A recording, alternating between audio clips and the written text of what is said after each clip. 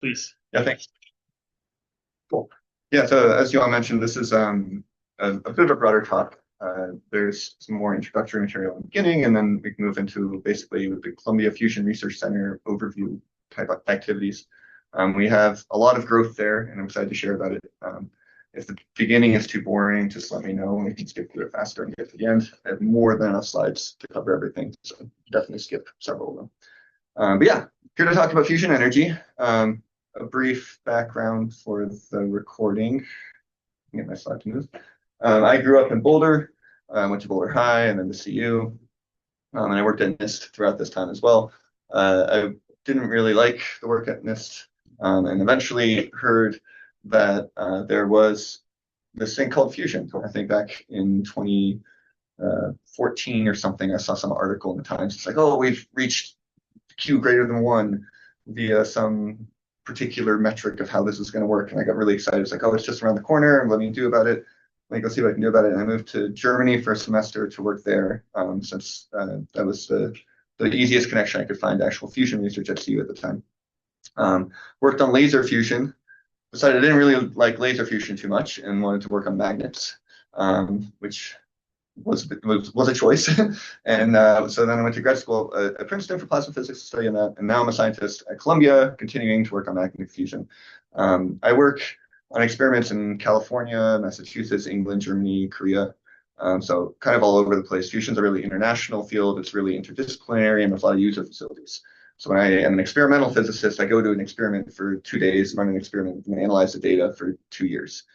So I can afford now in the post-COVID world to live in Boulder and still work remotely with all these places, which has been really fun and really cool to explore. Yeah, so I'm local. I think a lot of people motivate fusion with its solve for climate change. And I think that is, I mean, part of the discussion, but I think a bigger part of the discussion is really it's a firm source of renewable energy, which is needed in lots of different ways. So one way to look at this is just population growth, right? This goes up. Most of it occurs in developing nations. And the more people we have and the more access to technology, so lights, AI, that demands larger energy consumption. And you can correlate this energy consumption with so many different things. This plot is energy consumption per capita versus GDP per capita. But you can also look in the literature and find increased energy consumption is correlated with increased happiness, with increased life expectancy, with increased water, food, and resource security. And there are 1.2 billion people currently that live without access to electricity. Fusion is really special in that it's existing nowhere at the moment. And so no one really has a control over it. And so one of the things that I'd like to do, and working with a bunch of collaborators on this, is to try to integrate it into lots of communities across the globe. So this is really trying to be an energy source for all, not just to help maybe mitigate the consequences of climate change. At this point, we're a little too late to solve it, but also just to improve quality of life kind of across the globe. And that, to me, is a really important motivation. I want to work in a field of physics that has a very direct application on the lives of people around me, and this solves that both. Yeah, so the motivation is multifaceted. It's not just climate change. We need data for AI. We need data for desalination plants. Even fusion can be used for high-grade process heat in heavy industry. And we have a paper about how we could use not for electricity, but just for heat in manufacturing. And that's a different type of reactor that leads in a different type of way. And so there's lots of different motivation, and this has led to like a really robust funding stream throughout the different years. So I wanted to briefly start with just an introduction to different fusion concepts, because there's a lot of them out there. This is part of the stuff we can skip if it's too elementary, so let me know. Of course, fusion is similar to fission, but different. This gradient here on the energy per nuclear particle curve is much, much bigger than uranium and onwards, right? And so per reaction, we can get quite a lot of energy out of this. There are a lot of different ways to do nuclear fusion on that far left side of the table. And not every reaction is spelled equally. So if you look at these common sorts of reactions here, you'll see that they have different outputs and energy, but in addition, they have different cross sections. And this is a really important thing when we start thinking about what type of fusion machine to design. So the cross section is the effective area you need to see by colliding ions in order to maximize your chance of fusion. Fusion only happens by chance. We're not taking particles and like putting them together manually, right? They are flying around in space and need to collide. And so each of these cross sections has a different size, and it peaks at a different temperature. The easiest one and the biggest one is DT. And so DT fusion is pretty much the mainstream approach to trying to get to a fusion reaction. Other things like proton-111 have been touted by startups because they don't produce neutrons and stuff, but they're much harder to get to. You have to get a lot higher, and they don't produce quite as high a fusion yield. How hot do we need to get these things to fuse? Well, it turns out that since stuff happens by chance, there's 3 different things that need to happen at once. We have to have enough of it, enough density. We have to have it hot enough, and it has to be there for long enough. This triple product of these 3 things, T and tau, is called the Lawson criterion. For DT, that's some number. It's a number that we can target. These temperatures where you're trying to minimize the Lawson criteria, right around here, is where we want to operate. Those are comparable to the temperature of the sun. So we're literally trying to build a star in some capacity. And that's kind of fun because it's when you go do outreach at high schools or kindergartners, right? You can talk, I build stars. I'm a star engineer. And people love that. So I have a lot of fun with that, and it's great. You want to build a sun on Earth. How might you do this? You see how far we should skip. Questions have answers. Probing. That's great. Great. Okay, cool. The first answer is gravity. You could build a star with gravity. Stars are confined with gravity. Stars are massive. If we wanted to build a star on Earth using gravity, we would have to build something the size of the sun. The sun doesn't fit on Earth. Let's not use gravity. We can also use magnets, and we'll talk about this a lot more in terms of how you can use magnets to confine the plasma. This is a lot like trying to take like a yoga-sized ball of Jello and compress it down to the size of a marble using rubber bands, right? So you can do it, but there's like instabilities that come out and crazy plasma phenomena that happens. I think this is probably the leading approach for commercial fusion power, which is why I'm really interested in working in magnetic confinement. But lasers have been really, really, really popular lately. CSU is developing a very large laser program. This is using the same sort of scheme like yoga ball down to marble, except they're starting a lot smaller and getting even smaller, with lasers and using the pressure of the light to compress the pellet inwards. And this gives you really, really, really dense conditions. This graph at the bottom doesn't have any axes, but the x-axis here is time and the y-axis is fusion output for reactions. You can see for a long time this was very small. Very recently, you must have seen this in the news, NIF was able to get break-even conditions. And they've actually improved on this since then. I think this shot was in 2022 or 2023. Very short-lived plasmas at extreme conditions. I think this is difficult to extrapolate to a reactor, but it has been very, very fruitful from a plasma science perspective. And then, of course, you could also mix these 2 together. Magneto-inertial confinement combines aspects of both of these. You could think of using magnetic fields to create an electric current to compress things. You could think of collisions between different bundles of plasma. A lot of startups are kind of moving in this direction because it's unexplored territory. Yeah, that could be good, could be bad. So there's many different ways to make this technology work. Each has its own issues. All of them, except for stars, are currently sci-fi. We've made a lot of progress towards ignition, which is when we have enough power out, more than power in the last 40 years. And progress has actually been faster than Moore's Law. I actually just heard a few weeks ago that Moore's Law has stopped. So now it's definitely faster. But during the prime time of Moore's Law, we were still better than them. This is a bunch of different schemes. So you can see some of these things I was talking about, tokamaks and stellarators or magnetic laser ICF is here as well. And you can see how they've been progressing on a log scale towards these criteria that we need more energy out from fusion than energy input. We can reorganize this slightly based on our triple product, which again, we need to get to some number. Those numbers are shown up here, versus the temperature. And you can start to group this then by machines. So this approach, this is the laser approach, fast burst, extreme conditions, able to get to very, very high triple products. And this is at high temperatures regardless. Likely more difficult to scale, I think, to commercial applications. That's maybe a topic for a different discussion. Magnetic confinement fusion is a little bit lower on the triple product.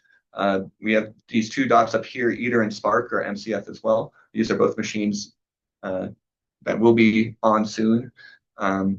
This is a very straightforward adaptation to a commercial power plant because you basically just scale up your device, as we'll see. But they're performing a little bit worse than ICF at the present moment in terms of these metrics. And then at the bottom, you have all these alternative concepts. These are the mixed magneto-confinement regimes I was talking about. These are making progress as well. A lot of startups are exploring this space, but these I think are likely more like a second generation machine, maybe coming online after our first generation of reactors comes online with MCF or ICF. So we'll spend the rest of today talking about MCF. That's where I work.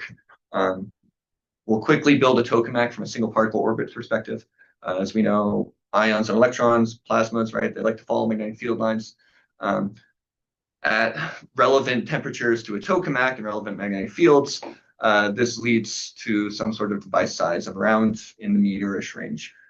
If you want to get to fusion temperatures, this goes up to like the 10 meter-ish range. But these are not the size of stars, is the point, right? We can build something like this on Earth, which is really cool. So yeah, let's build a tokamak that's starting from the perspective of a single orbit. We have an ion, we want to collide with another ion. It's moving along the magnetic field. If you do the math, it turns out you have to hold it there for about 25 seconds. I have a thing going for 25 seconds, it's just going to go up. So we must lose the losses at the end of this magnetic field somehow. And there's different ways to do this. The most conceptually simple one, I think, is just to tie the magnetic field around in a circle so that the particle keeps going and going and going and going. And that's the basic idea we try in tokamaks and stellators. Turns out it's not quite as simple as this. Once you introduce this toroidal field, you have a gradient in your B field, right? Because your B field needs to be stronger in the middle and weaker on the outside, just in order to create a toroidal magnetic field in the first place. I think everyone here has probably derived single particle orbits before. This leads to grad B drifts, which leads to E cross B drifts, because you have charge separation, and then that shoots all of your plasma out of the machine, basically instantly. So just having this toroidal device doesn't work. You need something else in addition to keep your particles from going here. The reason this happens is because they're sampling different curvatures and different grad Bs as a function of their orbits here. And so the easiest way to do this is to introduce a colloidal magnetic field. In a tokamak, we use a plasma current. So we have a big plasma current flying around the device, and a big current creates a big colloidal magnetic field. In a stellarator, you actually use the magnetic geometry to bake this colloidal magnetic field into the thing. And then we have a particle that's moving around, and so it's kind of like a washing machine. It'll consistently drift because we're not eliminating the drift, but it's sampling different parts of the drift. Instead of flying out of the machine, it just, on averages, does nothing. We're kind of averaging out the motion there. This then leads to engineering problems. You get different magnetic and kinetic pressures. And so for a tokamak, you have to introduce a vertical field to counteract the hoop stress.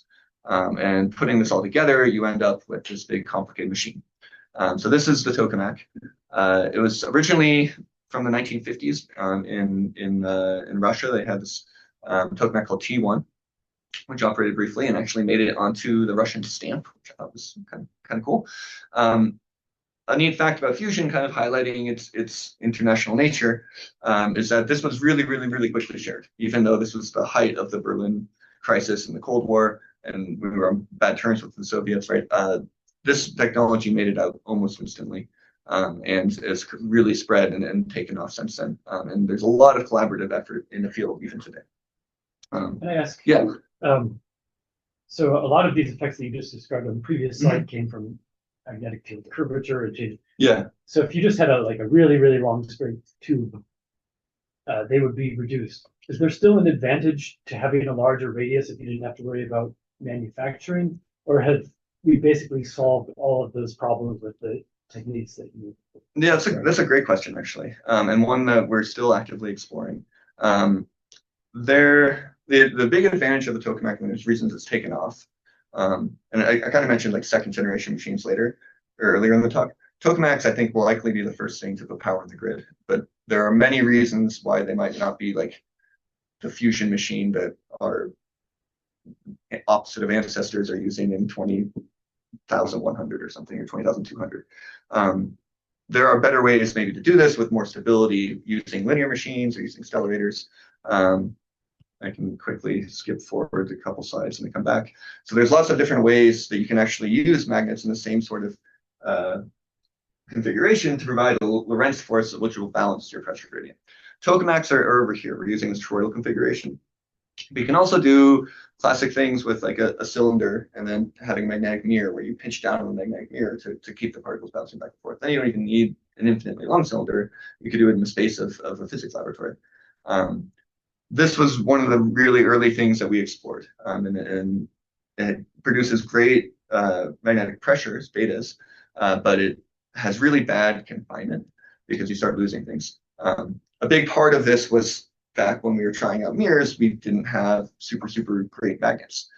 So there's actually now a resurgence in mirror technology. The University of Wisconsin has a project with Rialto Fusion looking at WAM, is the name of their device, where they're using the same super strong magnets that we're using in tokamaks now to really clamp down the ends of your mirrors. And that is showing some progress. But we kind of took maybe a 30-year gap in exploring these technologies, so there's still questions to be answered. Yeah. A lot of fusion technology, as we'll see, is very hinged both on the plasma physics and the engineering. And so you can only make so much progress with the plasma physics if your magnets aren't good enough. And a breakthrough in magnet technology certainly suddenly like enables a whole other slew of plasma investigations. Similarly, a cool breakthrough that we might hopefully one day have from somewhere would be like a breakthrough in plasma facing materials, some sort of alloy that could take high heat fluxes or something that would really make our jobs easier.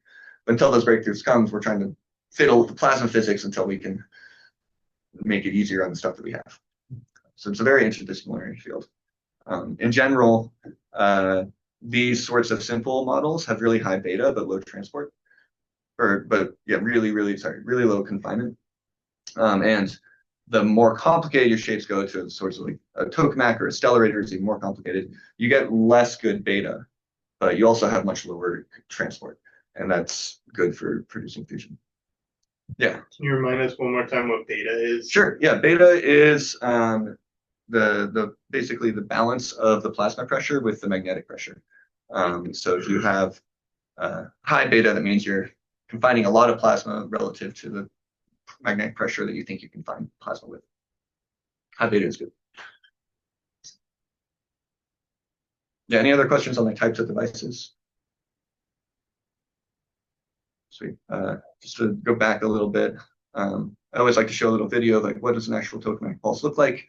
This is one from CMOD, which is an old machine at MIT that I retired a couple of years ago. You can see a bunch of stuff happening, kind of like wiggling up and down. The plasma itself is actually in these volumes on the left of the toroid. It's invisible because it's fully ionized, and so there's no electrons to bounce between different valence shells in the ions, and you don't get any emitted light. When the plasma starts to interact with what we call the scrape-off layer, or in this case, it's actually a limited device, so it's on the actual metal inside, then it cools down, and so you can see some interactions, some light produced there. So this is visible? This is visible. Yeah. Is this black body radiation from hot surfaces, or? This is just visible light from from excited electrons in partially ionized things. Yeah, emission lines. This is a very short discharge. You can see the time here is 0.04 seconds, right? For longer periods of time, for example, D3D or East or K-Star, other machines, then you start to really heat up your plasma-facing materials, and you can see infrared. You can also see plasma, of course, emitting in all sorts of emission lines, and X-ray and non-visible, near visible. It's cool. They make a lot of stuff. Yeah. How long do the materials on the inside of those reactors last? Great question. So this particular discharge is what we call an limited discharge. And so this is, you may have noticed, just to paint the picture, backing up a bit, I have a little picture of an onion here. These flux surfaces are nested. So we have nested flux surfaces which kind of trap everything in. And so we can plot those flux surfaces as a function of our plasma here. This particular one, the reason we saw a lot of infrared or a lot of light here on the core is because it's actually limiting here. So the plasma core has a direct connection to the metal on the inner wall. This is relatively common for earlier tokamaks. Earlier tokamaks are running at much lower heat, and they're not at fusion temperatures. And so you can actually just sustain a machine indefinitely without too much damage there. When you get to higher heat, you need to do something fancy called diverter, which we'll talk about in a sec. That's when these inner flux lines kind of connect down here, and you create this whole other confined region, and you separate the limiter from the plasma itself. And then you're condensing all of your heat in one place. Even then, at our highest plasmas that we can make today, which are still physics experiments, so not real fusion machines, you can basically have like a tungsten surface that would last indefinitely. Then on top of that, there are like transient events, which we'll talk about called ELMs, which today can be bad and will get worse in the future. And if you go towards a fusion reactor in like an actual device like Spark or something that's supposed to be turning on in 2 years, then the heat flux is so high that you can't last more than tens of seconds if you're running in like the traditional operating regimes. And so you have to do fancy things like radiate away a lot of the energy before it gets to the wall, or move your strike point around and have cooling, or et cetera, et cetera. And there, these transient events, ELMs, which we'll talk about, also are just deadly. Like one could melt the surface, and you don't like that. I have a dumb theorist question here. Pretend I, wander into one of these control rooms and fiddle with all the knobs and hit the big red button that makes it go. Yeah. How much damage could I do in terms of cost? Like, what are the stakes of experimenting with the machine parameters? That's a great question. If you wandered into a facility and somehow got access to all the knobs and pressed them all and change everything, the plasma would probably not turn on. So it would be very difficult to actually do damage, but I think that's kind of besides the point of the question. The real thing here is like how much damage could an actual shot end up doing? The worst thing we can do is called a disruption, which I have a bunch of slides on later, where instead of just an ELM where we have kind of like repetitive output of fusion onto the walls, the entire plasma basically loses itself at once and just shoots into the wall at one point. If you're able to trigger a like full power disruption on one of like the biggest plasma machines that we have now, you could do a ton of damage. You could basically turn the machine off for a month or so, lead to a lot of repairs. There's actually stories of a machine in the UK called Jet, which is huge. They had a big disruption, and they had the entire tokamak, which is probably about the size like of this building, not vertically but horizontally as a cube, move up a centimeter and then back down. Like a huge thing of metal, ton of forces involved. Really, really crazy. On our present day machines, those are recoverable. Those are okay. As you move to bigger and bigger machines, disruptions become a much bigger issue. And this is one of the reasons I was saying earlier that I don't think tokamaks will be our long-standing fusion machine. It's probably the first one to get there, but not the last one. In a future reactor like ITER or ARC, they might be able to tolerate 3 disruptions, like single digit, because the forces are so large. Unmitigated disruptions. We can do things to mitigate the damage, but in that case, yeah, like if you do that 1 or 2 times, you could be basically breaking the entire machine, and then your entire $10 billion machine is gone. So you can do a lot of damage. Beyond even just like the actual plasma facing components, you could be doing structural damage to the whole machine. Yeah, in the larger machines, not in the machines that exist today, but the machines that we will be building, you could do a lot of damage. You could actually structurally. Okay. And this is really the worst case scenario for tokamaks. I get a lot of questions about like how does this compare in terms of safety to fission, right? Because everyone's really concerned about a Chernobyl or something like that. The worst thing you can do to a tokamak is you destroy it, and then there's no stored energy. It's just a bunch of hydrogen. And so it puts itself out. So there's really no risk of anything bigger than that, but you could break the thing. You could definitely do that. Thanks. Yeah. So I mean, these are just some pictures of the control room. Kind of looks like NASA flight control. It's really fun. If that was like a commercial scale tokamak that had like a big disruption, would it look like an explosion from someone like on the street? Or no. You might hear a big noise. That'd be about it. Yeah, it's not gonna. Again, it doesn't actually have any stored energy. The fusion unlike fission, right, you have a ton of stored energy and you have rods to slow it down. Fusion is basically like trying to keep a candle lit. You put out the candle, it's just out. Yeah. And so it won't be like a big explosion. I mean, I guess in theory you could like rip some power supplies somewhere and see some sparks. Maybe there's a fire in the aftermath or something, but it's not bad. Cool. Yeah, so I have kind of two more sections of this presentation. I don't know how we're doing in time. 11:30. So there's a section on like active areas of research. We can kind of move through that. And then I have a section also on the Columbia Fusion Research Center and how we're dealing with the really changing environment. I don't know if one of these is more interesting. Just go ahead. Sweet. Sounds good. So the remaining challenges in fusion are really, really highly interdisciplinary. This is from a graphic that I compiled from basically listing out the main research areas that are listed in the new fusion roadmap that came out from the US government. We've just talked about the plasma part so far, which has actually been the most researched part of tokamaks. We've done maybe the highest technical readiness level. There's a lot of other stuff that folds into getting this into a power plant. We have structural material science and technology, remote maintenance. We have actually connecting this to a fusion power plant system integration, which is very unexplored. Lots of work on plasma-facing components. I was hoping maybe for another breakthrough here that would change everything. Fuel cycle and tritium processing is a really big unknown that people are just starting to look at.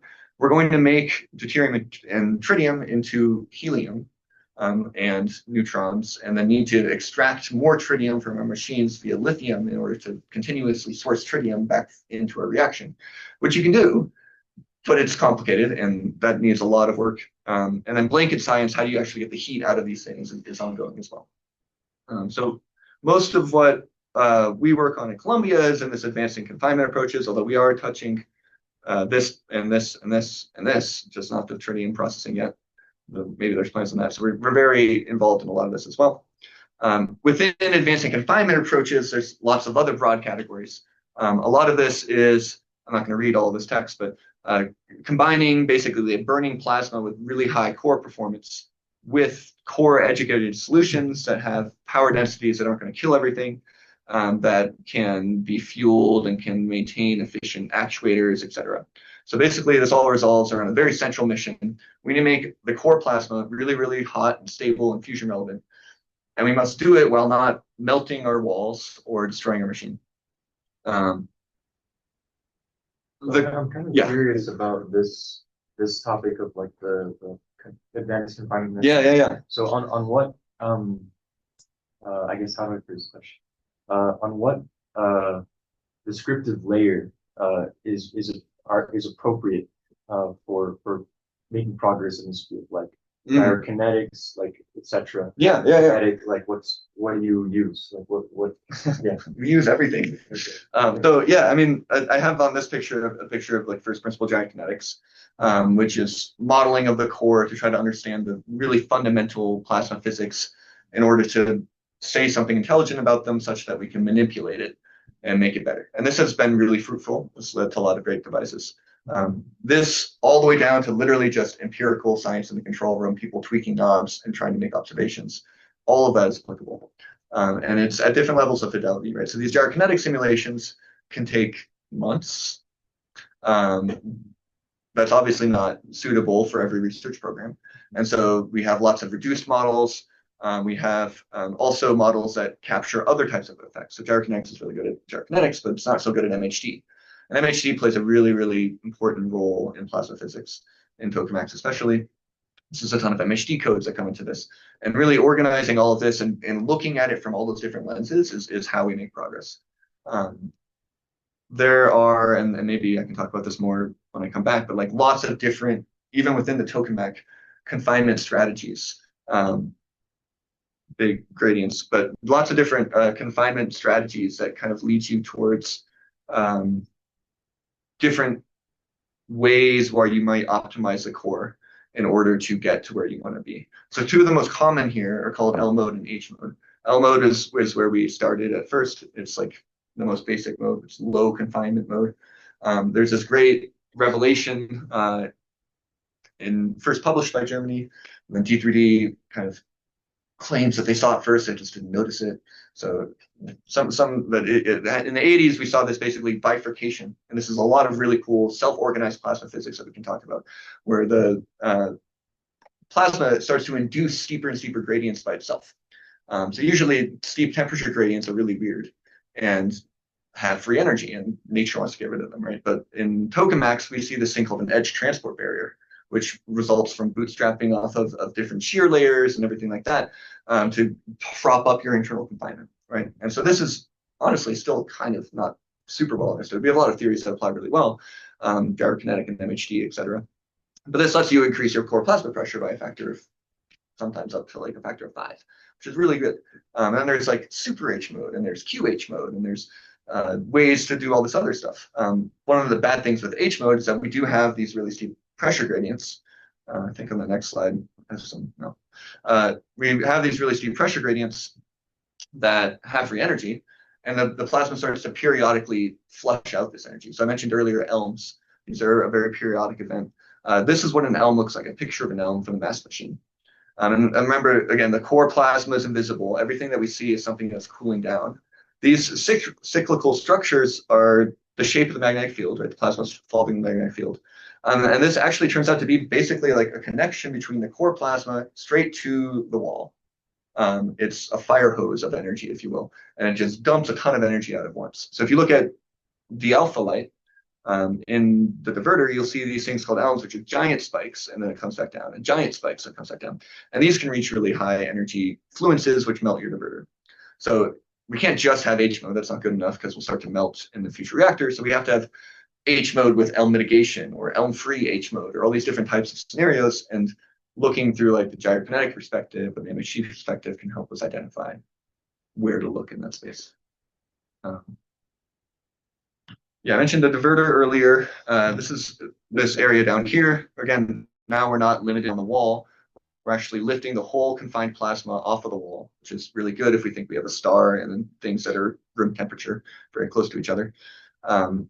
This is the trash can of the tokamak, where we're going to be doing all of our removing of heat and of fusion products, helium ash that is infused.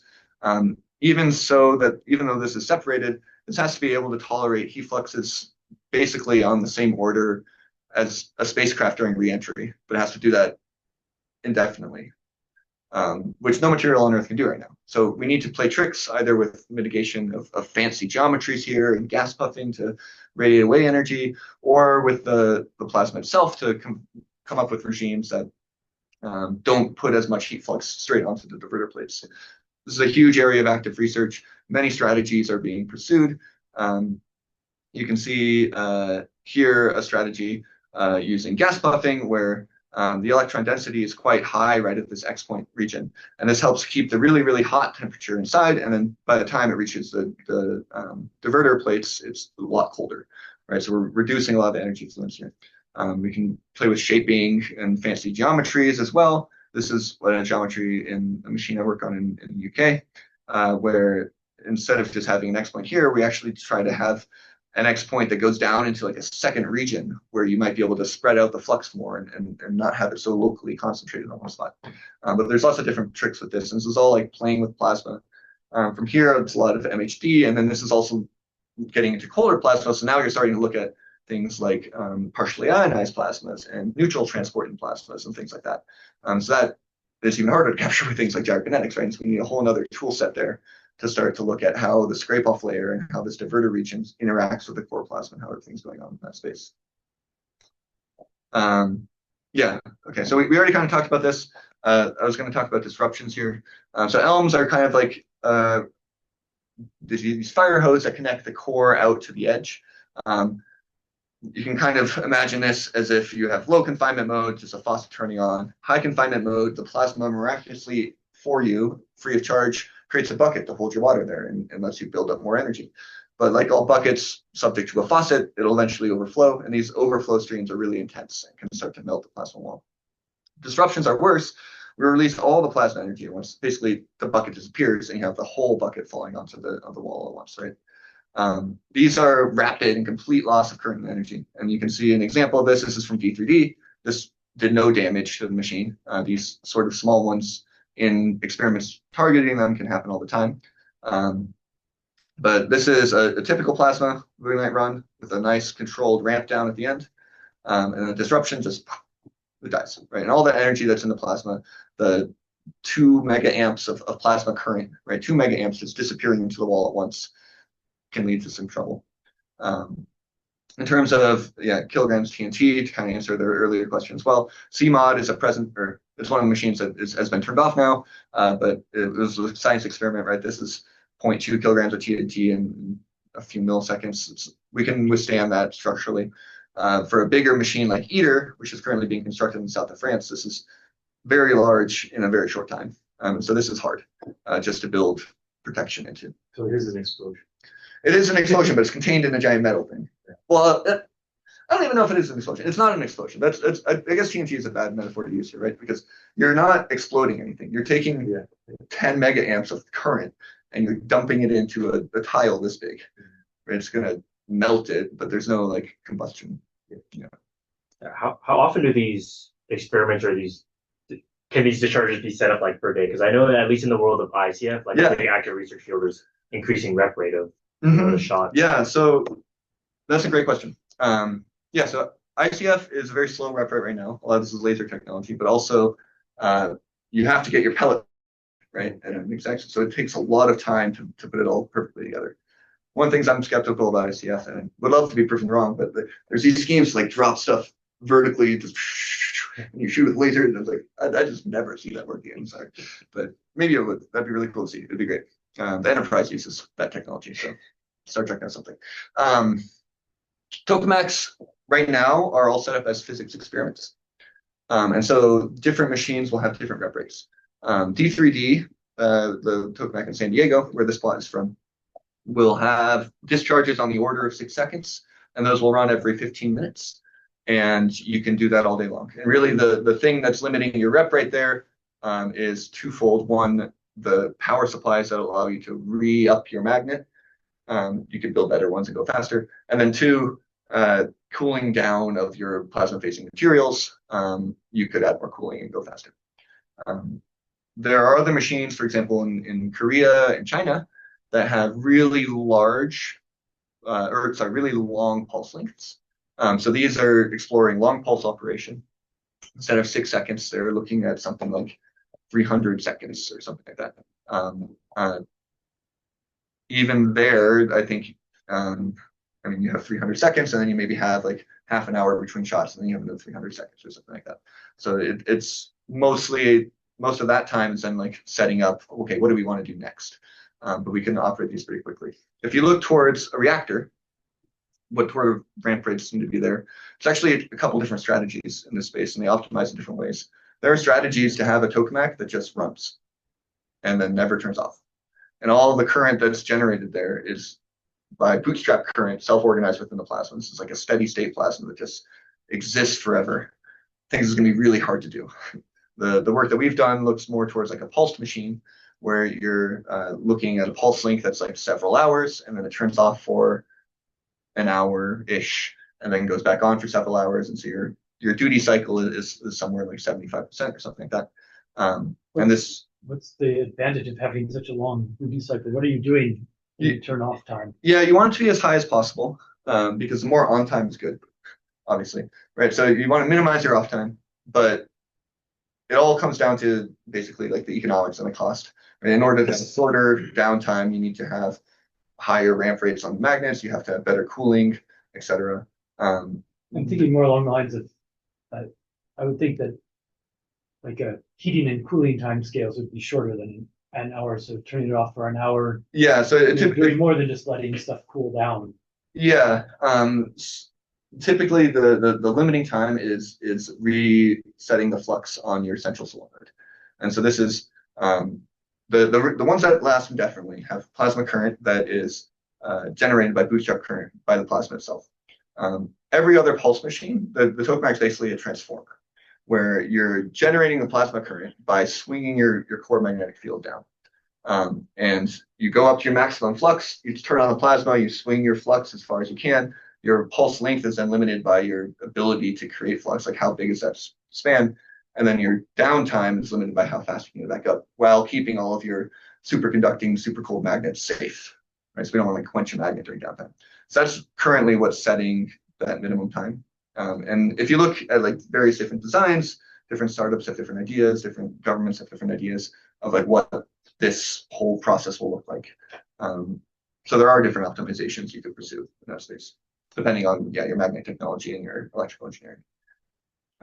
Typically that is a longer time scale than if you have a 3-hour pulse, right, you're actively cooling your tiles the whole time, so they never actually get to points where they're going to get too hot. This might be getting too off topic. Yeah, go for it. How does a commercially like generator propose to like inject fuel to keep the reactor going, I guess? Yeah. So like fueling the plasma. Yeah. Itself. Yeah. Great question. There are two things we need to fuel, and there are different ways to do both of them. So we need to fuel both actual particles, and we need to fuel energy. Even in a burning plasma, there'll likely still be some energy that needs to go in. We still need to heat it a little bit. And in order to get to that burning plasma, we definitely need to heat it. So we have heat going in and we have particles going in. Particles have basically two options. You can just puff gas in the sides, and these neutral gas will eventually diffuse towards the separatrix here. It like comes in through like this port or something, or over here. D3D actually has gas puff here, here, and then 4 on the inside and 2 up here. Lots of different places. They're exploring technology, right? It'll eventually come in, and then once it gets into the plasma, once it gets hot enough, it becomes ionized. And so then you're doing plasma transport, not just neutral transport. Your particles are behaving in ways with the magnetic fields, right? It becomes a little bit more difficult to maybe get all of your fuel from the core back to from the edge to the core. I have big red arrows pointing outwards here. If you just fueled with gas, you'd also need red arrows pointing inwards for the fuel, right? And you can do this. There's ways to have internal pinches. We've figured this out, but it's kind of hard. The other way is to have pellets, so like literally frozen chunks of deuterium and tritium that you shoot in with force. And these would shoot in from a pellet injector, and D3D with a pellet injector up here somewhere. It shoots in, and because of its mass and its velocity, it's able to get farther towards the core before it starts to ablate. Eventually, it will become plasma.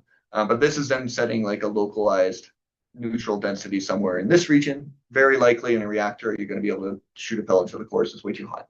But it's giving you a head start at getting that inward pinch of fuel into it. So both pellets and gas will be used on every machine, and you need both of them in the future. Heating is a whole different story. We have lots of different techniques to do this.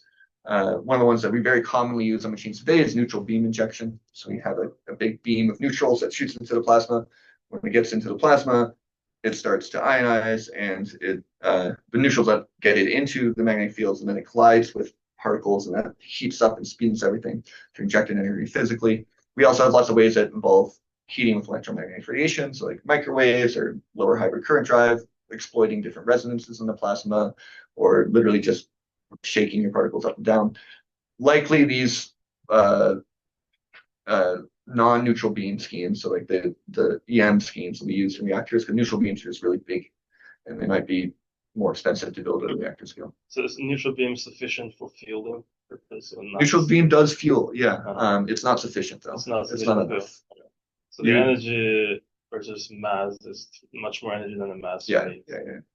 Neutral beams are typically, and the ones on D2D that we have are injecting like about 1 megawatt each, or maybe 2 megawatts each.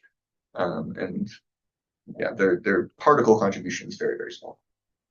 Do I understand correctly, like the main difficulty with like steady state reactors that would just run 24/7 is like the removal of heat that's produced? Is that like the main trouble? Or? The removal of heat is a trouble with everything. It's a challenge with everything. The main challenge with specifically like steady state indefinite tokamaks is keeping the plasma current going. So like I said, these pulse machines, they're a transformer. We're driving a current in the plasma by sweeping our magnetic field. In a steady state machine, you can't sweep your magnetic field indefinitely, because you can't go from positive infinity to negative infinity B. You're limited to some finite number. So what you need to do is get the plasma to generate its own current. Yeah. In we've been exploring this a lot, and in various machines, we've been able to get the plasma to produce at the moment like something like 80% of its own current. Typically, it's a lot less than that, but that's kind of like the maximum, which is a big number. And even if you're able to do that with like a pulse machine, you could extend your pulse length because your magnets don't have to work as hard to drive the current. The main difficulty of going to like an indefinite state is you need that number to become 100%, which is that's a big jump, right? You have a question, Jim? Is there, so you talked a little bit about like injecting fuel. Is there some concept of how to like remove waste from an actively burning plasma? Yeah, definitely. Yeah, again, huge area of active research. There's two things you need to do here. One, that you need your waste to go from the core, right? Our main waste is helium ash, basically, going from the core to the outside. It needs to escape the plasma somehow. This is a result of plasma physics. It's transport. And so it's impurity transport. And there's a lot of study on that and different ways to trick it and to make it faster or better. Different sorts of confinement regimes have different impurity transport. And that's one of the things we look at when evaluating a confinement regime in terms of its reactor readiness. Once it gets out of the plasma, it'll transport down these field lines into the diverter region. And then you're dealing more with cooling it off in time to get it into a processing plant for extraction. And this is one of the bigger unknowns, is how you take that helium ash and all the other stuff that's coming out of your plasma and separate out all of the tritium that you can get, or the tritium that's being bred in the lithium around the vapor, and then feed that back in. Right, so I kind of had a little diagram here, right? That is there's this thing here. Yeah. And that is, ongoing. It's been demonstrated at a small scale, but nothing near what we need. Cool. Talked about this. In case there's any diagnosticians here, I just want to say that diagnostics is also a really, really cool part of plasma physics. How do you diagnose something that's so hot and in a vacuum and is subject to really strong neutron fluxes and really high energy fluxes? It's a crazy question. This is a picture of the inside of the D3D vacuum vessel spread out in 360 degrees. So X angle is angle here, Y angle is vertical. There are a lot of different diagnostics on D3D, right? And in a reactor, we won't have nearly this many, but a lot of these are really, really cool at looking at really particular parts of like fluctuations of density in particular environments. And we could do a whole, course on each of these if really. I have a quick question. Yeah. So people initially measure the temperature by the Thomson scattering. Mhm. So I wonder what cannot be measured by Thomson scattering. Yeah, so Thomson scattering gives you electron temperature and electron density. It's easily one of the most important diagnostics we have on most machines. You can also measure electron temperature with ECE, which is electron cyclotron emission. But things like ion temperature or ion density, you need to start looking at the ions. And so this is typically like charge exchange recombination or something like that. Those are like, your big main parameters. The rest of these are looking at specific things, such as like X-ray emissions or soft X-ray emissions or density fluctuations or something. So we have a beam emission spectroscopy just to look at delta N over N, not N itself. Or ECEI, which looks at delta T over T instead of just T itself. And so you can, there's lots of different ways to then look at like particular fluctuations or turbulence or MHD structures or try to get a measure of the plasma current. You can use like the motional Stark effect to try to measure that as a function of space. Thomson scattering is easily one of the most important and widely adopted. Cool. So the rest of the deck is really on Columbia Research Center. I can go through this pretty quickly since we don't have much time. But I just want to say, so fusion looks really different than it does even a few years ago. In the past few years, there's been a ton of investment from venture capital into private companies in the US, well in excess of traditional government sources. So we've had about $10 billion in private funding in 2025. On average per year, it's about $1 billion from the US government. And there's also a ton of stakeholder interest in commercialization, which continues despite highest interest rates, despite inflation, despite macro and politics issues, looking at climate change, right? This is really just kind of very strong trend that has continued throughout many different generations. And so the question we try to answer at Columbia is, what should our academic programs look like in response? And I mentioned this at the beginning. When I started at Columbia after my thesis, we founded a Slack channel, and we had less than tens of members. This is the number of active users per time. And now, mostly due to students, but also due to interest from scientists and additional professors coming on, we have over 125 members. So really, really quick growth in just a span of 3 years. Right? And that's graduate student? This is beyond? including undergrads. Undergrad. So really, we have like an absolute surge of interest in fusion. And the main bottleneck is just the number of mentors.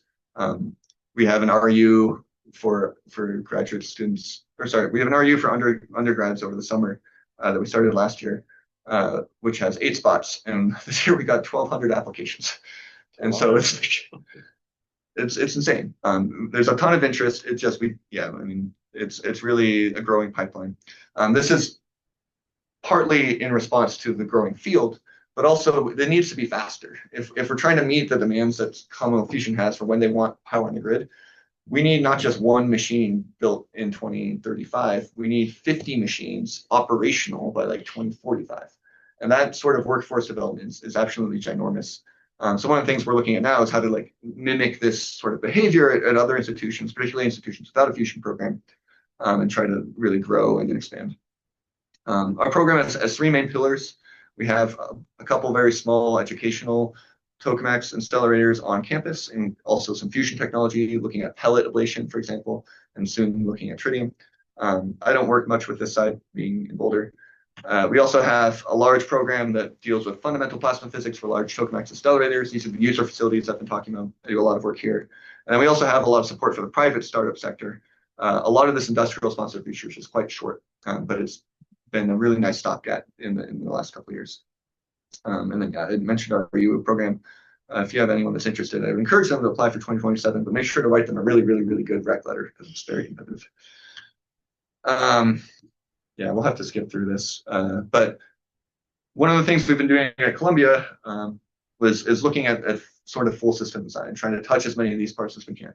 And this comes from a long history in fusion education, mostly led by MIT, to design like a full working reactor using students. This one in 2014 led to spin-off Commonwealth Fusion Systems. I've been involved in this one, and now we have another one in 2024. These both revolve around NT, which if I come back, will probably be able to talk about in much more detail. This is one of those cool scenarios that we have that would be really interesting.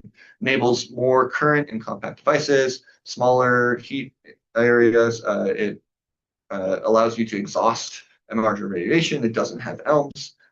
It has a lot of really good properties, which is pretty cool. So we've developed 2 different reactor designs around that. One is Manta, which you can go read about in a series of publications in this QR code. And then another is Centaur, which we're hopefully submitting for publication soon. And this is really like a first design machine, so the equivalent of like what would you build next, trying to focus on this technology, and really showing how it can lead to like a full path towards fusion energy. These courses are predominantly read by students. So it's a 1-semester course. We have 20 grad students involved usually.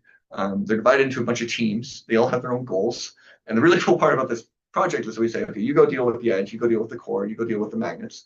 And then they come all back together and they say, we want this, we want this, we want this. And they never want the same thing. And so they all have said they balance back and forth. They're all using real physics codes to do their actual analysis. And then they have to find compromises and kind of lead the full design into this new space where it actually satisfies all their demands at once.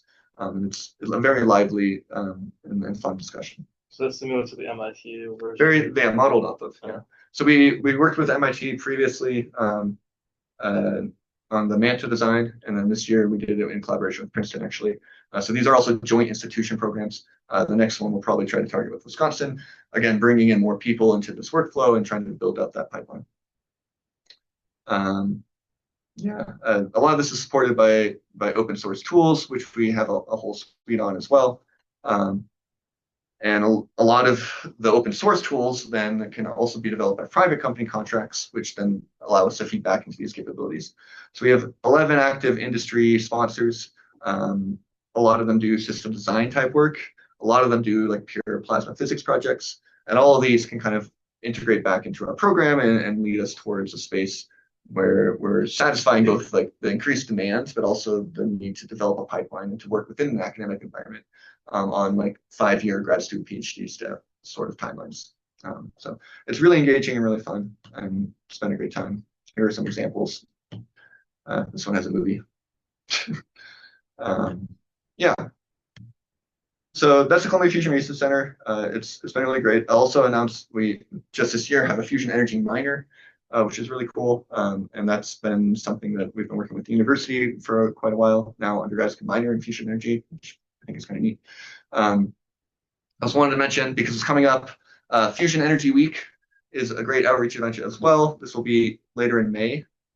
These are some examples of events from last year. Last year in Boulder, I held a little informal fusion and brews discussion at Neptune Coffee in South Boulder, Neptune Mountaineering. Probably do that again, but if you want to do anything else, I'd be happy to help. These are really great events, and they come with free trading cards. So I have little packs of fusion trading cards here for everyone. If anyone's a big trading card collector, you could pick some out. I don't need them. Yeah, so that's about it. Thanks for having me. Thank you.